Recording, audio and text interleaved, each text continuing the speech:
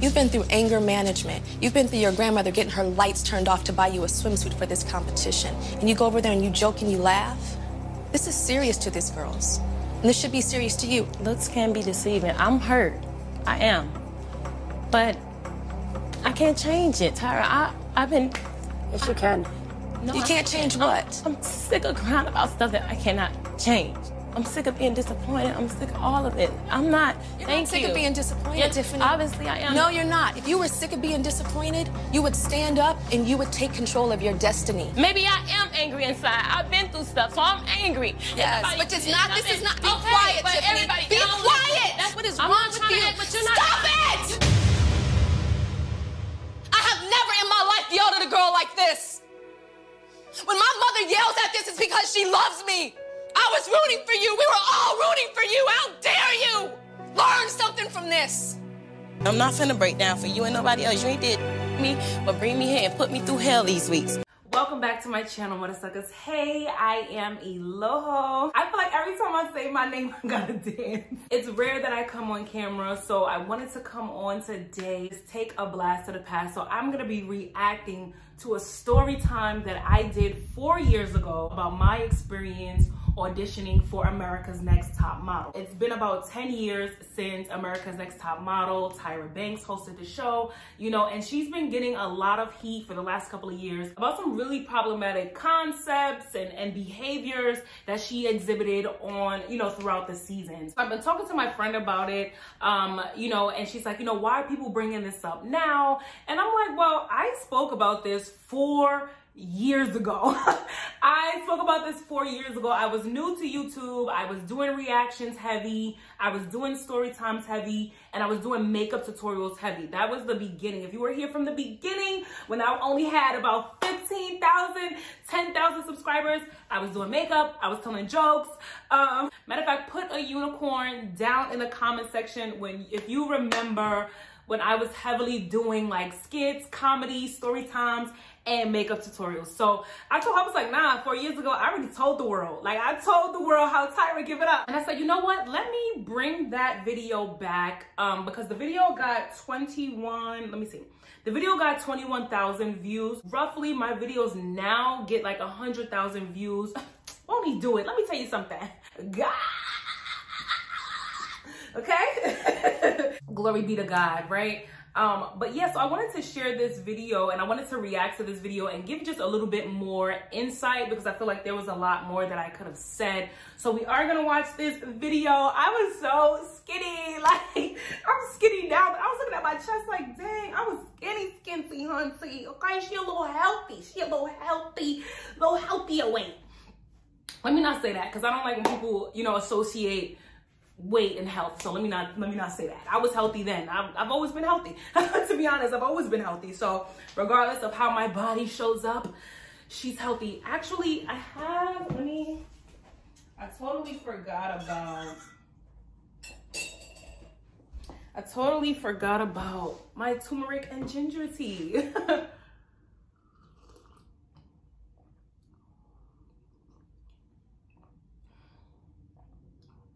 My experiences modeling in the modeling industry, auditioning for America's Next Top Model, like those things literally make me who I am today. Like, I don't want you guys to come on. I know you guys probably see me and you hear me and y'all like, oh, she's so confident, she's so strong, you know, she's so smart. But I had a lot of experiences growing up that helped me to be the woman that I am today. I heard a lot of no's. I heard a lot of you're not good enough. I heard a lot of you can't make it. Like the beauty industry really broke me, but it made me at the same time. I forgive TYRA. I forgive the racist agencies in New York. Like, I forgive those people, so I don't hold on to that. Like, one thing I don't want you guys to take away from my videos is that I'm holding on to some sort of anger. No, it's okay to acknowledge the issue, address the issue, forgive and move past, because at the end of the day, forgiveness is not about the next person. It's not about, oh, I'm not letting them get away. It's about your heart. right? It's about your mind. It's about your body. Like, you don't want to hold hatred and anger in your mind, in your body. Like, that's not what I want to do. That's not who I am. But I will address situations and conversations that just need to be had. You know, whether it's for a kiki, whether it's for a learning moment, like, we gonna do what it do. I say that to say that, yes, you know, TYRA was also, what TYRA exhibited, what TYRA did, you know, that was also based on her experiences. That was based on her being a model, a supermodel in the 80s, you know, her going through what she went through, her being brainwashed and told, you know, you have to be super thin, you have to be super, whatever the case may be, you know what I'm saying? So what she did on America's Next Top Model was she basically just passed those ideologies on to the next generation of women, you know. And I will say, you know, and even though there's so many problematic things that she did that we will address, she has also made some opportunities for herself and other Black models, and she is a phenomenal model. So I do want to say that, because I don't want to, you know, tear her down. That's not what I want to do. I feel like sometimes I see comments, sometimes you're like, oh, you're tearing someone down. It's like, I'm just addressing a situation, but I get how that can also be hurtful to the person on the receiving end. However, I did just want to share this story time with my newer subscribers, but this is something that I spoke about 4 years ago, about my experience. So now, the beginning of the video, I was introducing myself and talking about my childhood and talking about how I got into modeling. So if you want to see that part, you guys are free. I will leave the link down below. I specifically want to react to the part where I'm speaking about the audition. And awkward. So I found my world. Like, I found the world of modeling where tall and skinny and awkward was beautiful, where tall and skinny and awkward was admirable, you know? So I'm just like, oh my God, like, yes, like I can be a supermodel. It really was just all about modeling. Like, I could not picture myself doing anything else except being on the runway or being in front of a camera. By the way, I'm 5'10.5". I love modeling, but the industry really, it is what you kind of read about, you know, like the dark side of it. Every industry has a dark side, but there really is a really ugly side of the modeling industry, and I'm just grateful I've never partaked in that. I'm just saying. That industry, you just gotta have. So number one, I look mad cute or whatever. I look very cute. I need to bring makeup tutorial. I need to bring makeup tutorials back to my channel. Oh my God, just in Brooklyn. I was living in Brooklyn at the time. Look at me. Look at me. Oh, look at baby me. Tough skin, number one, which I had from being Nigerian. So you gotta have tough skin, and you also gotta have, like, if it's your passion, you can't let nobody really tell you no. You can't let 100 no's be you telling yourself no. Like, everybody else can tell you no, but you can't tell yourself no. I auditioned for America's Next Top Model. The first time I did not get it. I was shy.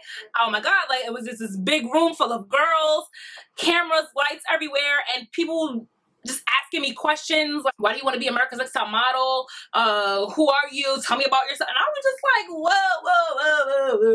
whoa. Y'all doing too much, y'all doing too much. Like, when it comes to like shit from the past, I have a really good memory. I still remember, you know, auditioning for America's Next Top Model for the very first time. I was so shy. I was so scared, so nervous.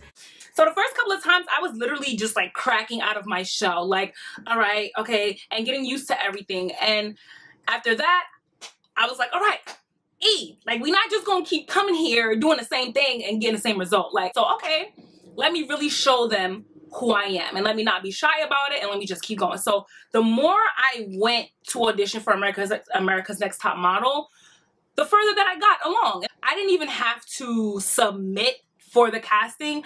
They would come to me and be like, hey, Loho, gonna be in your city, hope to see you, here's your ticket, come on in. Like, I was just like, oh, every day we lit.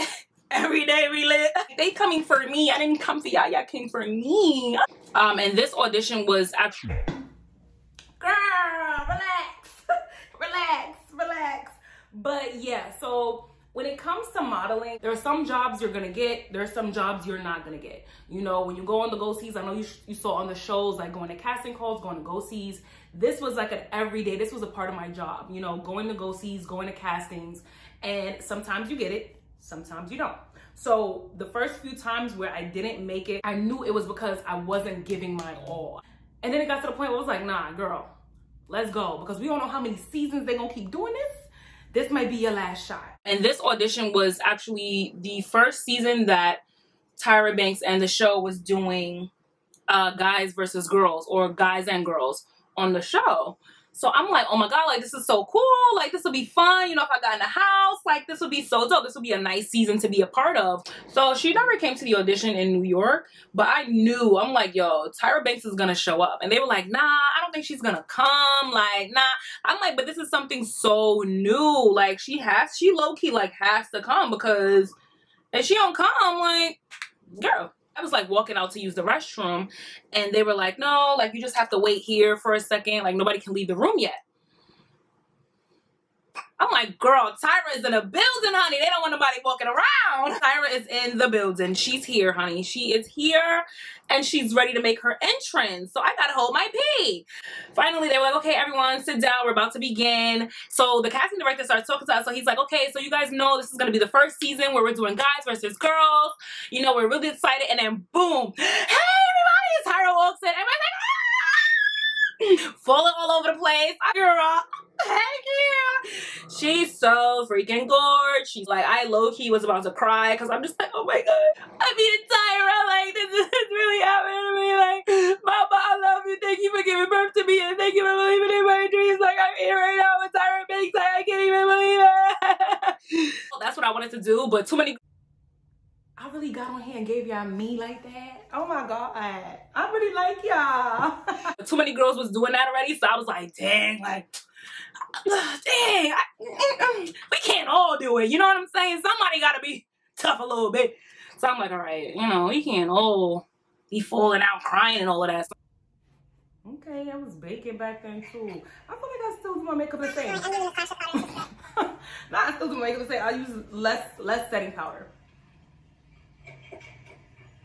So we started the audition, and it was pretty much the same as it always was. You know, you have to say your name, where you're from, your height, your weight, maybe not your weight, but your height, where you're from, and why you should be America's Next Top Model. So there's two parts of the audition. There's a speaking part, and then there's the runway walk.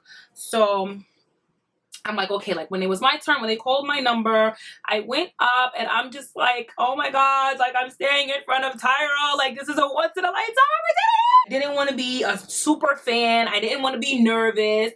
So I'm like, E, don't be nervous and don't be a super fan. Like, let's get it. Like, let's get this work.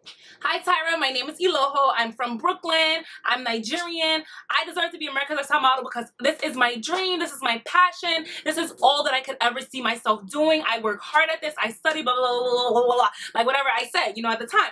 So I was really excited, ambitious, like outgoing. I smiled. You gotta smile. Smiled a lot. Used my hands to talk. Like, it was just really good. And then the casting directors were like, you know, like, yeah, Iloho, like, we know you all. You know, Tyra was like smiling. And then when I was done talking, she was like, oh, I sense a little bit of accent. Are you from the islands? No. Yo, Tyra was so sure that I was from the islands. I was like, I mean, I vacate there. Love it there.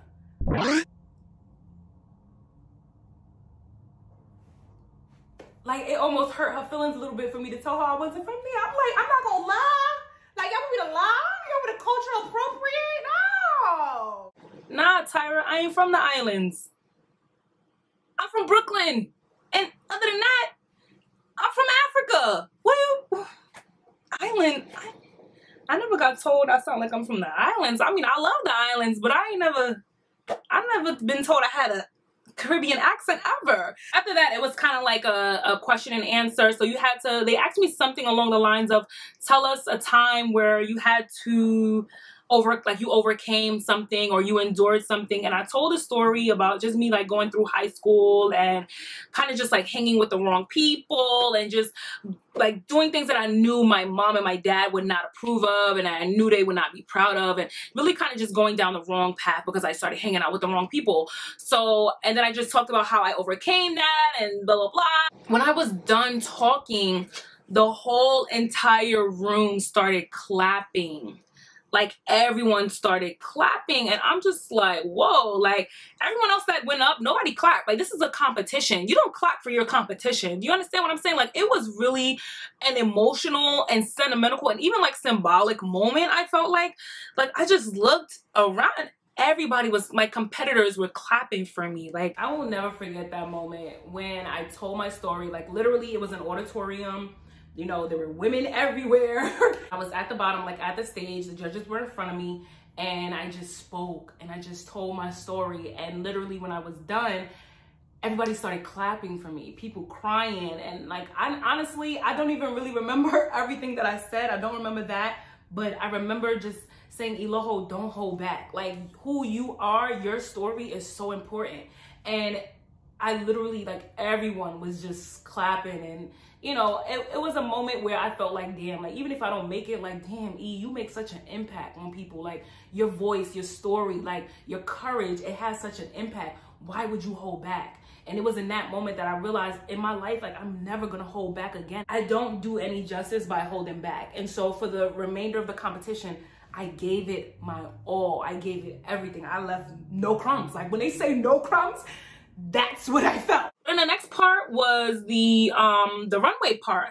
And like I said, at this point, I was already a runway model. Like, I was a working runway model. Like, runway was what I did. Runway was what I did. Like, it's what I did. I could, honey, I could slay in his sleep. Girl, I had on a all black, of course, all black bikini. I had on a black bikini. I was like 20 years old, so I know you guys think I'm slim now, but I had no waist, like no hips. I was really just known for having no hips. Like, I was really the only black girl that had no hips. And having hips as a black woman, that's, you know, that's our pride and glory. Like, you know, our shape. But in the runway, in the modeling world, no hips means you're a hit. Like, TYRA's right here, and there's two judges here, and there's two judges here, the casting directors, all of which I already knew. So I'm looking straight at TYRA. So I'm like this, and I'm like, E, like, don't, just be fierce. Like, just be fierce. Can't even lie to y'all. I gave her Naomi. Like, who that? That's baby Omi. That's Eomi. Like, I gave her Eomi. But when I walked down that runway and I looked at her, and I can read people, y'all. I can read people. I'm walking and I'm strutting and I'm strutting. I get to the front, like I get like right in front of her, give her that left, give her that right, turn, and went back that way. Red, like, that was, y'all gotta understand something. Y'all gotta understand something. A lot of the women on the show, auditioning for the show, admired the fuck out of TYRA Banks. Like, this was my role model. This was it. This was the lady. Like, her and Naomi, Naomi, a Jack. But I'm also highly intuitive. So when I saw her and when I did my walk, when I strutted, I literally looked to my left. The casting director is smiling. I look to my right, casting director is smiling, thumbs up and grinning like, oh my God, this girl is like, I mean, like, looking at me like, yes, Eloho, like, this is your time. I felt like it was my time until I saw TYRA go from a smile this big to shrunk. And I literally saw her like get smaller, if that makes sense. Maybe not physically, but like I saw her get smaller. In a spiritual sense. That smile,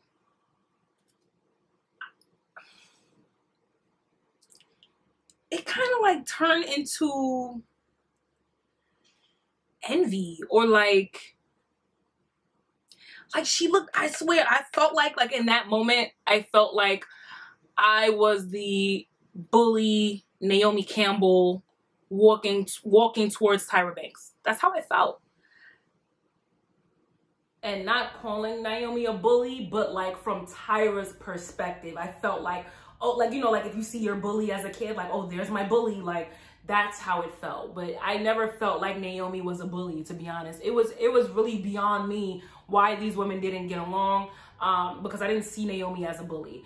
Until she did start throwing phones at people and stuff. So, you know, at that point, I was like, damn, I guess, you know, she did do what TYRA said. But yeah. and I couldn't understand why. And when I turned around, like after I gave her the side, when I turned around, I was just like in my head, like I'm still serving, but I'm like, oh my God, Tyra Banks doesn't like me. She doesn't like me. She doesn't know. She doesn't like my walk, and she doesn't like me. And they said thank you. I went to my seat and I sat down.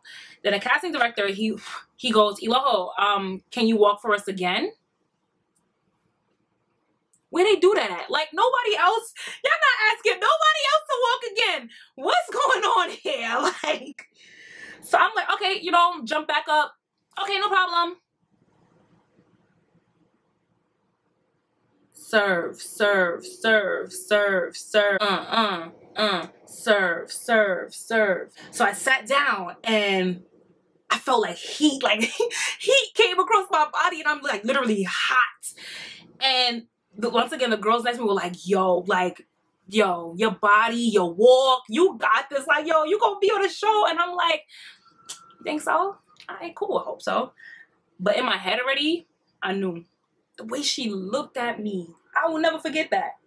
The way she looked at me, I knew. I was like, nah, sis not feeling me. I don't even know why. Like, I ain't even do nothing up. Like, what I do? It really, and honestly, it truly was no competition. Like, it was no competition. I'm not even gonna hold you. The girls could not. They couldn't walk. The walks was so hard. I was really surprised, honestly, because I've seen other auditions where girls were at least like kind of decent. But I'm just like, dang, this is really like, if they don't pick me, what kind of show they about to have? Crawling up the runway. Y'all think I'm playing? Like crawling up the runway. The girls were like, they started like jumping on me and hugging me. And they were like, oh, you made it. And I'm like, no. You know, like they didn't call me. It was like record scratch. Like, who? They didn't call, no, seriously. They was like, they didn't call you? Yeah, like it literally, you literally see like, okay, these are some of the girls that were on the show. Like they could not, literally ankles, just Bambi ankles, like just a deer in headlights ankles, like couldn't walk in heels. I've been walking in heels for already, I was 20. I've been walking in heels for 10 years already, okay? Like I was already put on any heel. What? Who? A stiletto, a pump, no hill formed against me shall prosper. Like, these girls couldn't walk in heels. Couldn't walk a straight line. There was a couple good ones, a couple of, I'm like, okay. Really, it wasn't giving professional models. I was already a professional model when I auditioned for America's Next Top Model. It was just so hard for me to break in New York because it was so fucking racist. It was so racist at the time. So it was really hard for me to break. So I already had a book. I already had gigs under my belt, you know what I'm saying? But this, I felt like the show would have been what really set my career to the next level. So that's why I was auditioning for the show. But I was already, are you sure? She ain't call me. She ain't call me. She ain't call me. She ain't call me. The motherfucker ain't call me. So like everyone was really surprised and they were like, yo, I'm not even gonna lie, like you had the best walk. You like your story, like I don't understand. What do you mean? How? Like you want me to go talk to her? But I wished everybody well, and I was just like, you know, I got my things and I left. And I called my boyfriend at the time, and when I tell y'all, I cried my heart out. I don't care. I was walking down the street. I didn't even change. I still had on my heels. I was walking down the streets of New York, maybe like 6'4", skinny as ever, crying my eyes out. And my boyfriend was like, like, it's really, it can take a toll on you. And that's why I love being on the runway, because it was like at that point, you can't tell me nothing. You can't tell me I'm not good. You can't tell me I'm not dark enough. I'm too dark. My hair's too short. My hair's too long. You can't tell me nothing on a runway. And that's why I love being on a runway. Oh, I had my heels on. So I didn't even change. Like I just wanted to get out of there. Like it was just so evil. Like, I was just so pure. I was too pure. Like, it was too pure. I just grabbed my book. I grabbed my bag, I had my heels on. So yeah, like I said, I was like 6'4", you know, 90 pounds, you know, walking down the street of New York, and people were just looking up at me like, are you okay? Is she okay? Like, cause I was just crying, like my makeup, everything was just running. I called my boyfriend and he really was like, yo, where you at? Like, I gotta come hug you. Like, Tyra Banks is a fool. That's what he told me. Like, yeah, like I'm meant to be here. I worked my ass off to be here, and I'm meant to be here, and I'm gonna show you why I'm here, and I'm gonna continue to be here. So I just have to get a little speech real quick, y'all. Hold on, let me sharpen my pencil. I would never say, oh, I'm not a model, I stopped modeling. But what modeling did was modeling opened the door for me to become a makeup artist. And that's how I got into makeup, through the modeling industry. A lot of makeup artists at the time didn't know how to do makeup on dark skin. Like, let's just call it what it is. Like, all the white girls was cute, and I was mute. When they did my makeup, I was mute. I have nothing to say. So at that point, I was really like, okay, let me learn how to do my own makeup, because for some reason, these girls and boys, they not hooking a sister up. So this is the final slay. It's really cute. Like, ooh, yeah. Ooh, ooh, ooh. If you're aspiring to be something, don't let someone's no be your official no to yourself. Like, tell yourself yes. Continue to encourage yourself no matter what anyone else is saying. But yeah, so God know my body. Like, God know my body. God know it's only, I can't take that much pain. Like, she a runner, she a track star. She can take the pain, she can't get scars. I can't get scars. Look at my skin. I don't have scars. Like, I have a little bit of scars. But she a runner, she can't get scarred. She can't get scarred. She's delicate. And that's how we say sometimes, like, people just look at black women, you look at our hair, our features, you know, our stature, and just assume that we're strong. I'm delicate. Don't go off the accent. I'm from New York, but I'm delicate. I'm delicate. I'm delicate. I'm delicate. God know my body. So it's like, he knew, all right, I gotta give this girl something, because it's a dream, and I can't just keep letting these people down here tell her no. Y'all not gonna tell my baby no like that. Y'all not gonna do that. So he blessed me. God, what? He blessed me with a big old bag. God blessed me with a big old bag, a contract. I signed a contract. I did like 3 seasons of Project Runway. Girl, she was on TV. I did a nice contract. So when I did Project Runway, right, because I kept doing different seasons, I bumped into a lot of the girls from America's Next Top Model. So we would kiki, like in between time, I would talk with the girls, and we would kiki, and I would tell them like, yo, I auditioned for America's Next Top Model, and they would be like, why? First of all, you're too good for that show. They told me out of their mouths, like, you're too good for that show. Number 2, Tyra wants girls. Tyra wants, how can I say this? Tyra wants to be the transformer. She wants to be the one who is like, look, she took this girl, you know, who was like this, and she made her a mega super beauty, supermodel, superstar. Like, she wants the credit. She wants a project. She wants to take you from nothingness and say, oh, look what I'm doing. You know, I made her something. I made her a supermodel. They're like, you're already a supermodel. I'm like, but I need the super part. Like, I need the super dollar. I need the super fame. You feel me? Like, I wanted the super part. Yes. And they were like, you already have that. Like, it doesn't take that show to make you what you already have, what you already are. And I was like, y'all right. But they told me, you know, we would share war stories. Like, me and black models, we always share war stories because the stories were the same. The industry was, but it's a little better now, but was incredibly racist. So we would share war stories. Like, you literally, like, casting calls were literally you walking into a white-owned establishment, white employees, looking at your blackness and seeing if your blackness is good enough.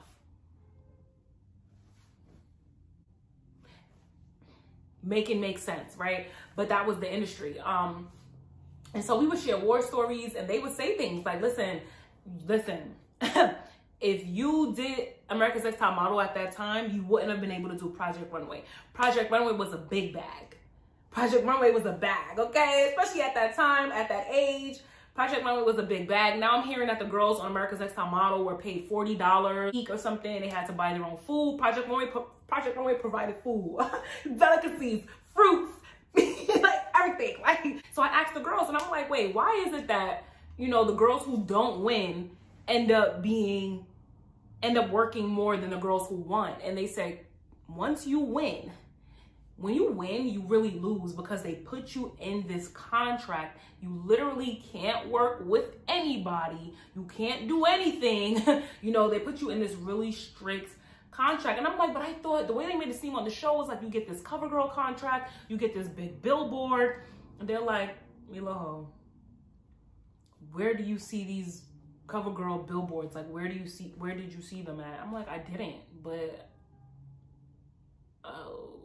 But there were just certain things that could have been avoided. And, you know, I know they did the show for ratings, for views, for wow factor, but there were a lot of things that were just problematic and unnecessary. And I don't think it's wrong for us as adults now, like us young, like the millennials who were younger at the time, you know, to now be in our late 20s, early 30s and saying like, damn, like this is something that we went through. Let's unpack. Like, I don't really see the harm in that. Speaking from someone who was a professional model, who went through this process, I can tell you that, you know, of course, there's a lot of hearts that are gonna be broken because everybody cannot win in a competition, right?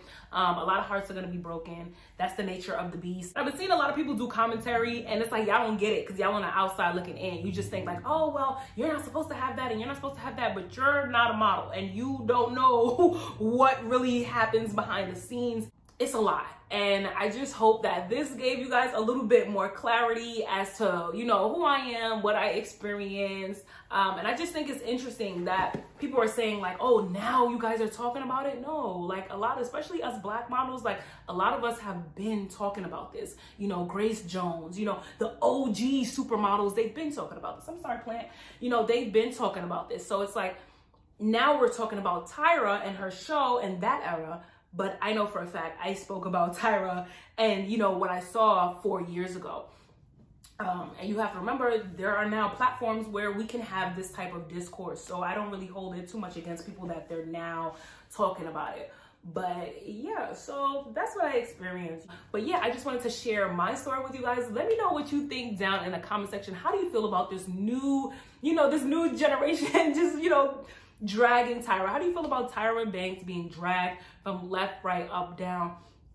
When I saw, now let me just say how I felt. When I personally saw the dragging, I felt like, damn, you know, it kind of took me back to that place. And it just reminded me that, again, man's rejection is God's protection. There's so many stories and so many things and so many components that God shielded me from. But in that moment, I just felt like, no, I want this. I want this. I want this. I want this. I want this. And God was like, I got better plans for you, baby girl. Like, so I just want to encourage you guys, you know, it could be something that, a door that you're trying to open. Take a second to think that, you know what, maybe God or the universe, whatever it is that you believe in, maybe God has something bigger and better for me. Maybe God's actually protecting me from what's on the other side of that door because he knows that's not the path that he wants me to go down, right? Also, let me know if you would like to see more reaction videos and more commentary videos via reaction. I think that would be nice to bring that back onto my channel, as well as some makeup tutorials. Honey, we could do that.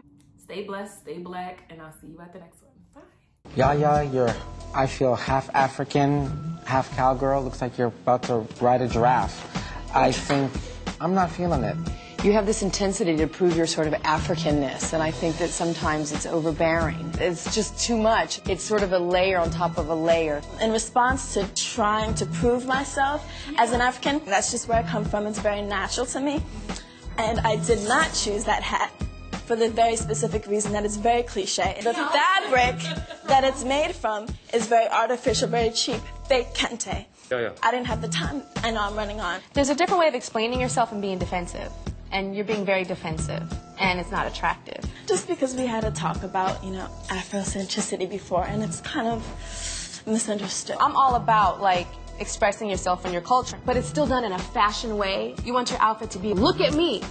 And this outfit is, look over there. Here's your best shot. See, that's a star. Yeah, they want to look at Just that. That's the best picture of all. selling jewelry. Do you see how inspired the panel is by looking at that? Absolutely. It's because it's aspirational and it's very difficult to look like that. Not every girl on the street can look like that, but every girl on the street can look like this. But what's not amazing is your appearance. Think a little bit more glamour as opposed to natural, because this is glamorous and this is amazing.